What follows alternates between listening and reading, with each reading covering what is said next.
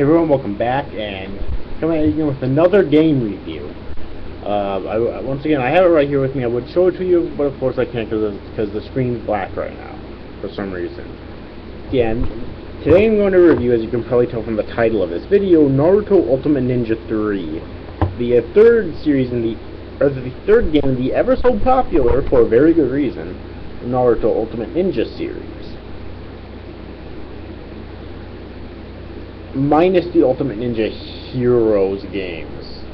I guess I should keep forgetting to mention that, so I guess I should mention that. Minus the Ultimate Ninja Heroes games. I've never played, but I heard are really good, but they don't really follow the story from what I understand, though. Like the main story. They follow their own separate, like, filler-ish storylines from what I've heard, so... Yeah, but, anyways, though, this game, actually... is the first game in the series to actually have two different story modes.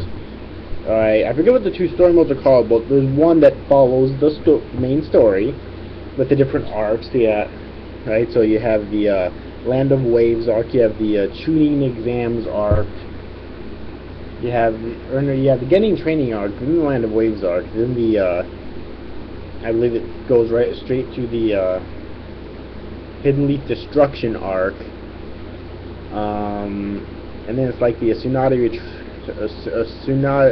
Search for Tsunade arc, then like the Sasuke Retrieval arc or something like that. Not sure if I'm missing one there or not, but yeah. And the other one's an original storyline, and I will of course explain the plot of the original storyline as well. Hold on a second here.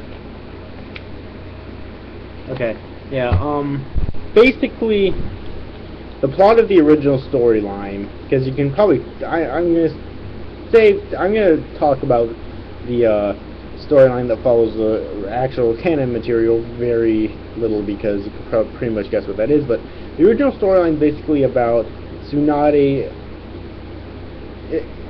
It's called like Genin versus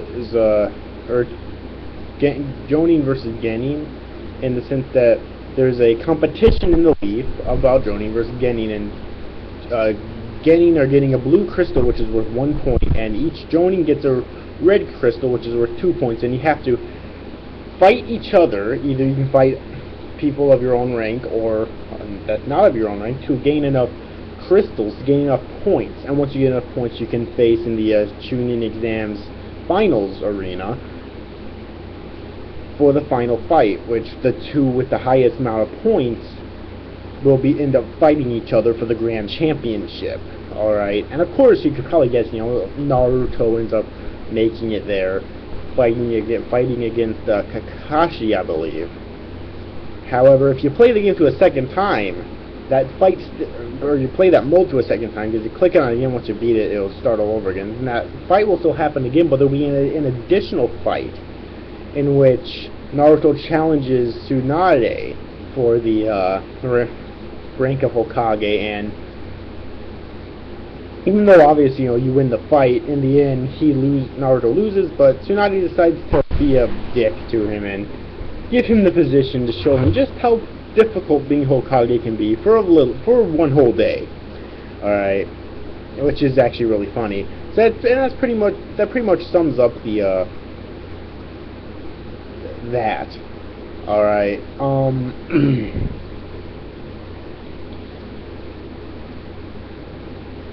well, actually, when you click on that story mode again, you have the option to redo it, but you don't have to, because there's a free roam mode, of course. I almost forgot about that, but yeah, and that's pretty much it. It's not too special, but it's still really good. But the thing here that I'm really enjoying, though, or that I really enjoy, is, there's a versus mode there's a versus mode, just like the other two games, and there's a training mode, just like the second game. Training mode basically is, neither opponents can die, because it's basically just training. Your health will constantly regenerate. However, in both modes, though, there's a lot of playable characters in this game, way more than the second, and definitely way more than the first. on the front cover of the game here, it shows a lot of them. Not nearly all of them though. But hey, yeah, of course, Naruto, Sasuke, Kakashi, Sakura, Neji, Gaara, Shikamaru, Jiraiya, Tsunade, Kidomaru, Jirobo, Toyuya, Sakon, Kimimaru, and Itachi. But of course you have, on the back here it shows the first and second Hokages as well, which is just called first Hokage and second Hokage. Because by the time this game came out, I'm pretty sure their names haven't actually been revealed. But were they even revealed yet either? Like, we know they were revealed, but just in mention, I'm pretty sure. So it's kind of weird that they actually do have those two in here as playable characters. But this is the first game that has those two as playable characters, and they're really fun to play as well. But in addition, you of course have the third Hokage as well, who's just called Third Hokage. I think his name was real at this point, but for some reason they just call him Third Hokage. You also have Minato, who's just called Fourth Hokage. But yeah, you have Minato in here, which is really weird. I'm not sure how much of him has been revealed up to the point of the release of this game either, but yeah, it's kind of weird, but kind of cool at the same time. Of course, you have like Orochimaru. You have two versions of Orochimaru. Before he was sealed, and before his arms were sealed, and after his arms were sealed, and you have Kabuto. You have Anbu Kakashi. You have I believe this game also has like Taijutsu Naruto, which the second game introduced. All right. And there's a shit ton of playable characters in this game. I'm trying to think of any others that there might be. Yeah, and there's extent and oh man.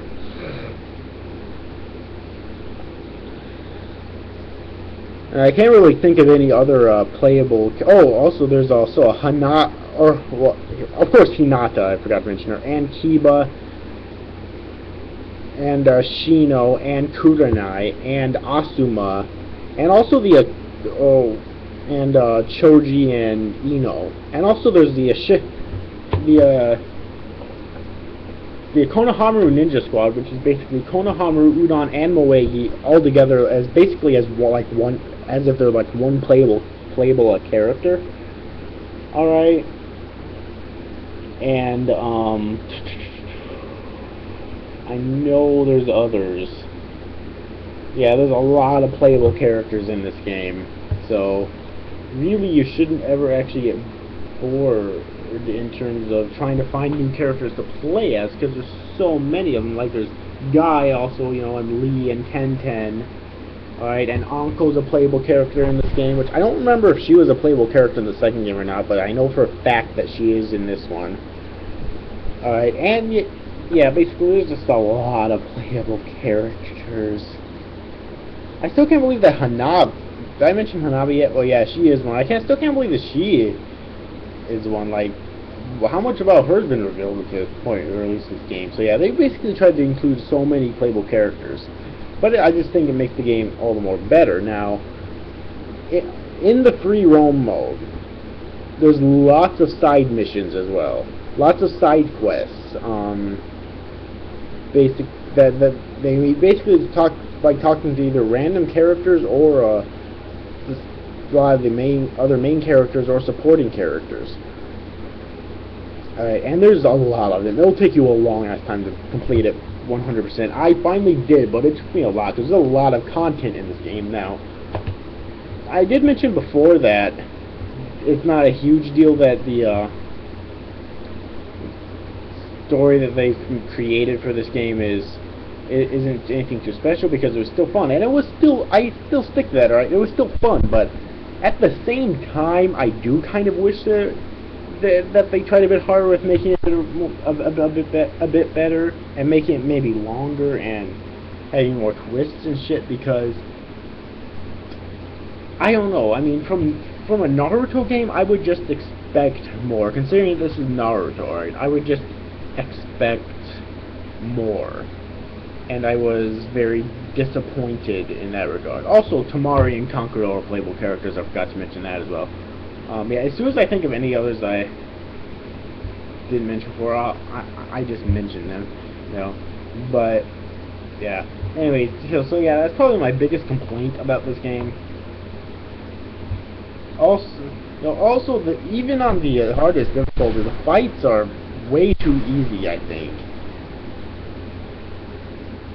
Like, was there even a difficulty setting for the story modes? I don't remember, but I remember it being way too fucking easy. Like, the second game could be easy, but if you put on the hardest difficulty, it was really hard.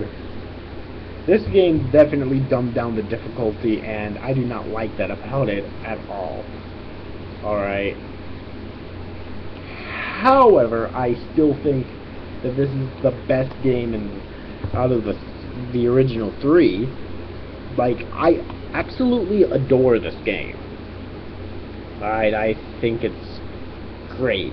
And I definitely recommend that if you haven't played it yet and you're looking for a fun Naruto game to play, it's fairly old, but I still think it's a really good game today that you should definitely check out. I'm going to give it an 8.2 out of 10 because it definitely surpassed the first obviously, but the second game as well. In general, I think it's better than both the first and second games put together. Really, I honestly do. So yeah. Anyways, overall, hope you enjoyed this review, guys. See you after, guys. Thanks for watching. Bye bye.